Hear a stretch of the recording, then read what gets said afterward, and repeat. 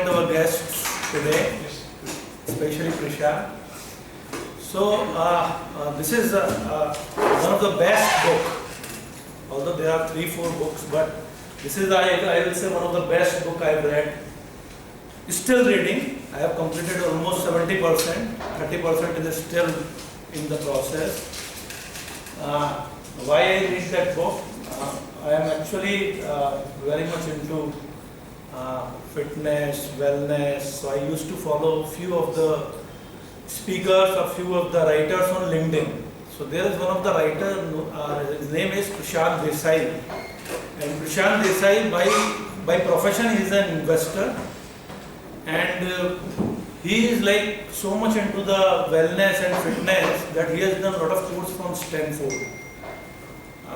2 years, 3 years course he has done from Stanford, and now he used to write columns in LinkedIn. And few months back he wrote that in 2023 I have read these 4 or 5 books. So this was one of the books.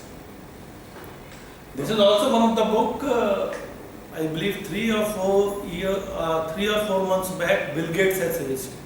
So this book has come 3 or 4 times into my reference somewhere, so I thought that better to read that.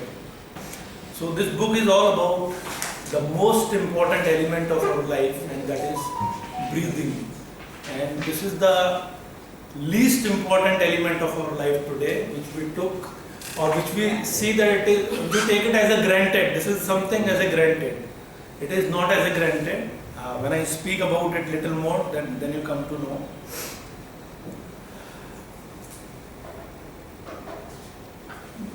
It is mentioned that we discuss food a lot, we discuss drinks a lot, what we should eat, what we should drink. But this is the highest input we took in our daily life. Like some 11,400 liters of air in a minute or so. And the author has compared air with the molecules of oxygen. So he used to write that the number of beaches around the world, if you count the sands of those beaches, then that amount of molecules we consume in a single breath. So that is the power of breathing. So there are a lot of takeaways from this book. I would like to, since the time is limited, so I will share 3 or 4 major takeaways which everybody can take away from here, and that will make a great difference into your life within 3 to 4 days. That's the challenge. The first is mouth breathing versus nose breathing. So the author himself has done an experiment with a Stanford professor. He is also an Indian professor, Mr. Nayak, Dr. Nayak. He has done an experiment of 10 days where he used to plug his nose with silicone plugs, and then a lot of parameters have been taken before and after. And then he draw a conclusion. And you can understand that conclusion. He used to write that mouth breathing is like drinking a water from the pond in which a lot of frogs are there. And breathing through nose is like you are taking distilled water. So nose, he used to say, nose is such an element of breathing that whatever the infection we used to get, it is only due to breathing through mouth. And then there is a theory that mouth breathing begets mouth breathing, nose breathing begets nose breathing. So most of us, we are not aware that we used to snore in the night, and during the snoring we used to take air from the mouth, not from the nose. So there are aids available for that. Sleeping tapes are available, and those sleeping tape you are supposed to put on your mouth while you sleep. It would be inconvenience for 3 or 4 days, but the author used to write that if you are accustomed for that, which most of his subjects are accustomed now, their diseases, their pains, their BP, their sugar, everything is controlled. Only because of nose breathing.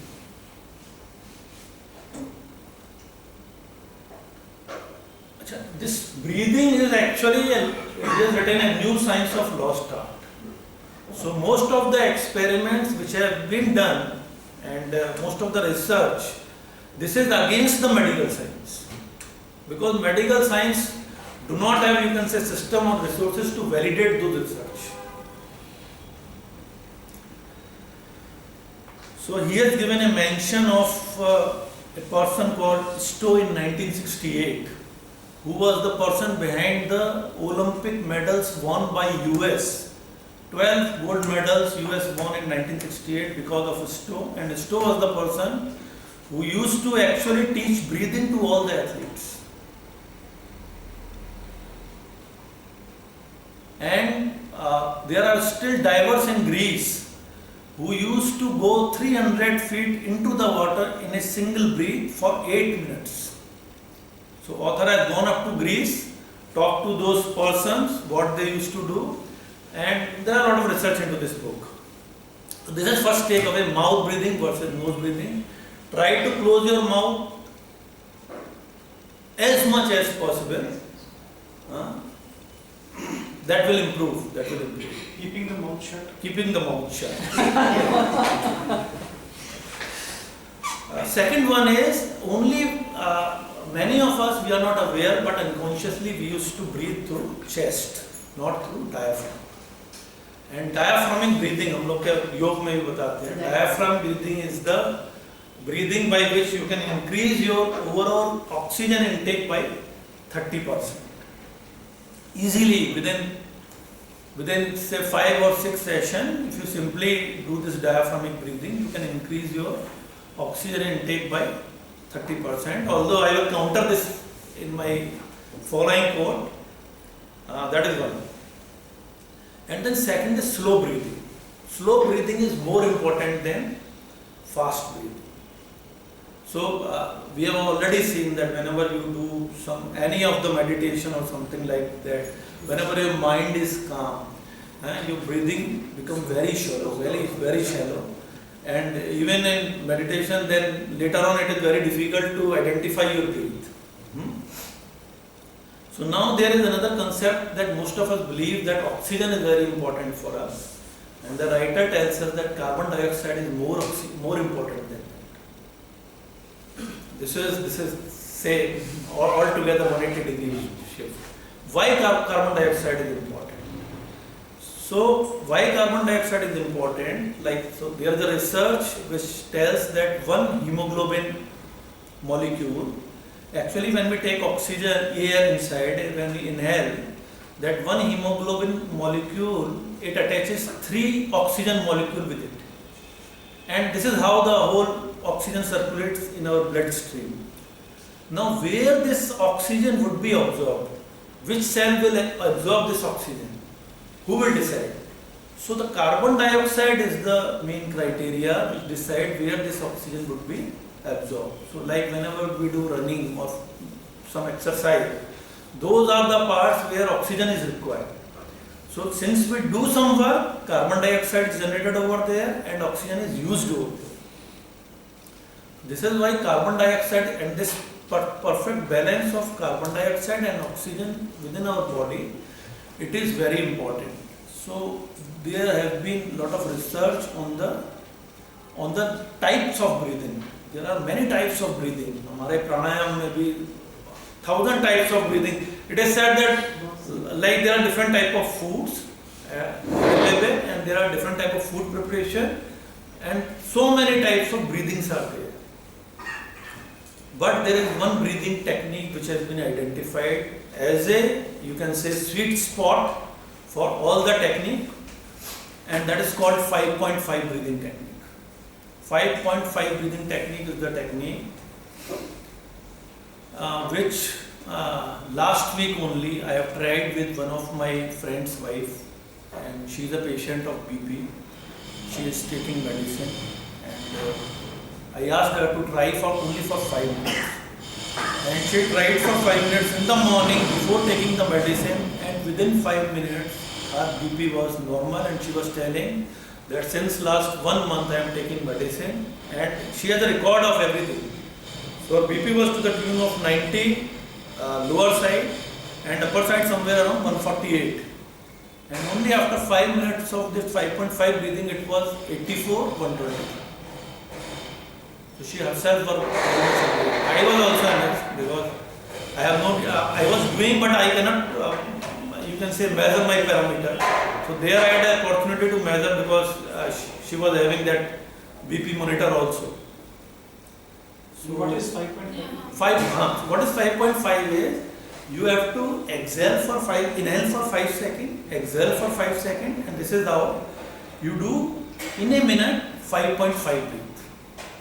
Not holding the In a breath minute? in between? No holding, nothing. Inhale 5 seconds, exhale 5 seconds, and that is 5.5 breath in a minute. And if you go to Google, you will find lot of applications are there, lot of systems are there to do 5.5. I can share one which I am using quite some time. It is within a minute. Within a minute. 1 minute, 5.5 breathing. And that will control your, that will not only control your BP, that will control your sugar also.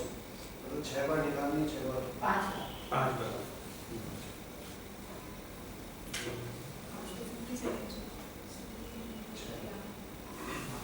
And now the last part, which is very important, that weight loss journey. So it is only weight loss happens only because of exhaling. So exhaling is more important than inhaling.